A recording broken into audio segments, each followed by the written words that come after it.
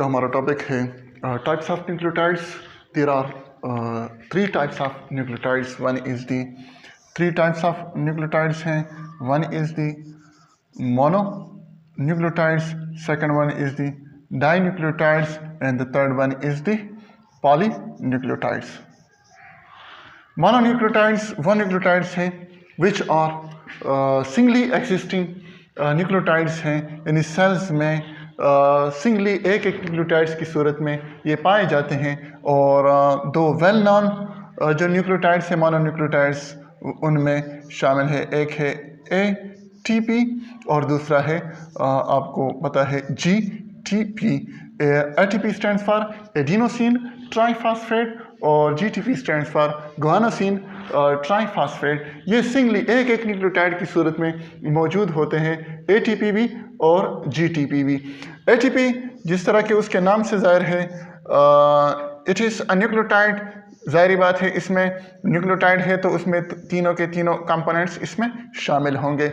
It means कि उसके एक राइबोज 5 कार्बन कंटेनिंग यहाँ पर OH मौजूद है। इट मीन्स के राइबोज शुगर, और इस राइबोज शुगर के कार्बन नंबर 1 के साथ नाइट्रोजनस बेस कौन सा होगा?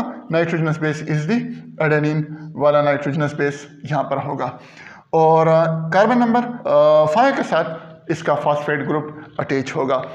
अब ये जो मॉलिक्यूल है, अगर हम इसको यहाँ पर ये फॉस्फेट ग्रुप हटा दें, यहाँ पर कार्बन नंबर 5 यहाँ पर मौजूद है, तो ये इस मॉलिक्यूल को हम नाम देंगे एडिनोसिन। अब ये जो एक मॉलिक्यूल है सिर्फ पेंटोज शुगर और उसके साथ अटैच उसके कार्बन नंबर 1 के साथ एक एडेनिन या एक न्यूक्लियोटाइड मौजूद है, तो हम इसको हम नाम देंगे it is a nucleoside known as adenosine.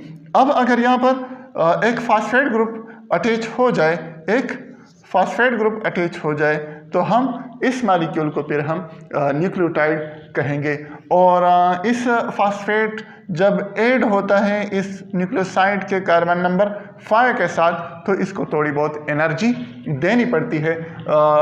और एनर्जी देंगे तो इसके कार्बन नंबर 5 के साथ ये फॉस्फेट ग्रुप जब बॉन्ड बनाता है तो it is a condensation reaction. Condensation reaction means कि जब ये बॉन्ड बनता है तो एक वाटर मॉलिक्यूल ये रिलीज कर लेता है ये बॉन्ड बनाने के लिए। सेकंड, अब ये जो मॉलिक्यूल बन गया इसको हम AMP कह सकते हैं।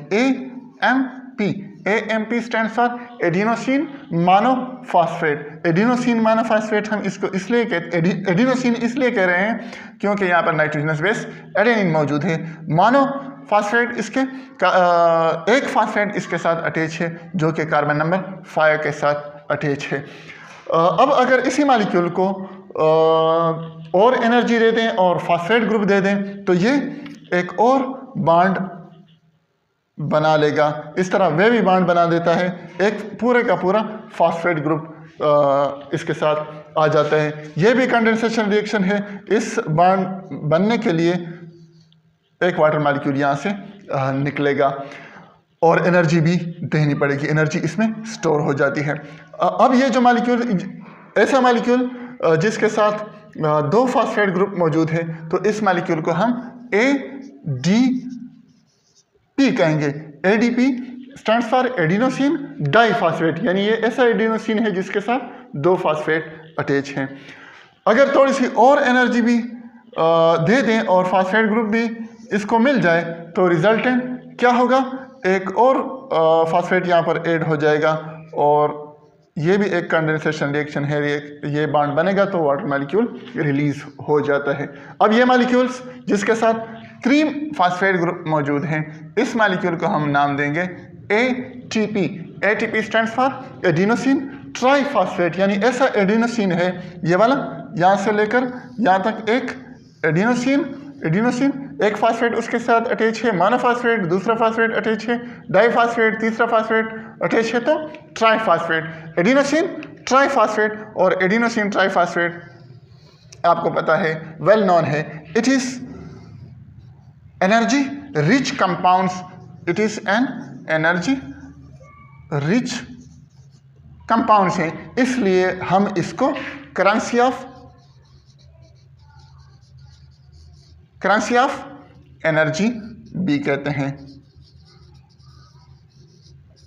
इसको हम करेंसी ऑफ एनर्जी भी कहते हैं। इट मीन्स कि जब भी किसी सेल्स को मेटाबॉलिक एनर्जी की ज़रूरत हो तो ये एटीपी दे देता है, एटीपी दे देता है, और एटीपी देने के बाद एटीपी के साथ एक वाटर मॉलिक्यूल ऐड होगा, यानी हाइड्रोलिसिस होगी, रिजल्टेंट एक एडीपी प्लस इनऑर्गेनिक फॉस्फेट और प्लस मेटाबॉलिक एनर्जी रिलीज हो जाती है। और 1 मोल ऑफ एटीपी जब 1 मोल ऑफ एडीपी में कन्वर्ट हो जाए उससे तो 1 मोल ऑफ फॉस्फेट ग्रुप बनेगा, और एनर्जी कितनी रिलीज होगी? एनर्जी तकरीबन 7 किलो कैलोरीज एनर्जी पर मोल ऑफ एटीपी रिलीज हो जाती है। यानी 1 मोल ऑफ एटीपी जब एडीपी में कन्वर्ट हो जाए then it produces 7 kilo calories of energy. और यहाँ पर जो वेवी बॉन्ड है, यहाँ पर जो वेवी बॉन्ड है, यहाँ पर ये इस तरह वेवी बॉन्ड बनाए हैं हमने। ये wavy bond energy rich bond है। ये वाला बॉन्ड जब टूटता है तो एनर्जी रिलीज हो जाती है, ये वाला बॉन्ड टूटता है तो एनर्जी रिलीज हो जाती है। ये बॉन्ड बनाने के लिए भी एनर्जी की ज़रूरत है और ये बॉन्ड बनाने के लिए भी एनर्जी की ज़रूरत है।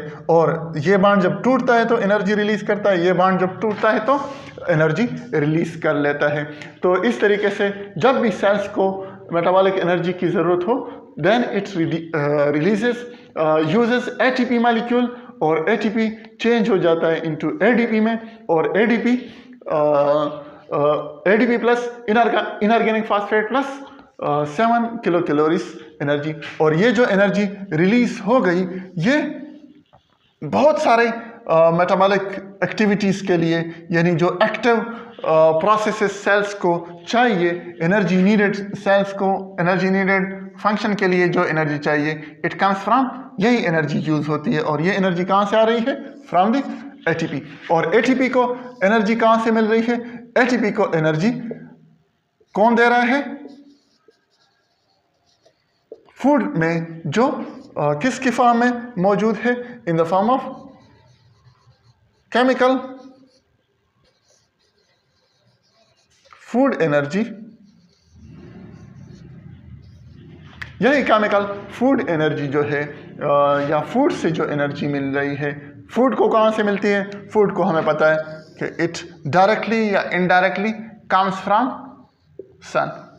डायरेक्टली या इनडायरेक्टली सन से ये एनर्जी, सन से फूड की तरफ और फूड से एटीपी एनर्जी यूज़, यानी एटीपी वही एनर्जी कन्वर्ट हो रही है या स्टोर हो रही है। सन वाली एनर्जी फूड में स्टोर हो रही है, और फूड वाली एनर्जी कौन यूज़ कर रहा है?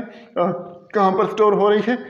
यही बॉन्ड एनर्जी या एटीपी की सूरत में बॉन्ड एनर्जी, यही बॉन्ड एनर्जी इसी बॉन्ड एनर्जी की सूरत में जमा हो रही है, स्टोर हो रही है।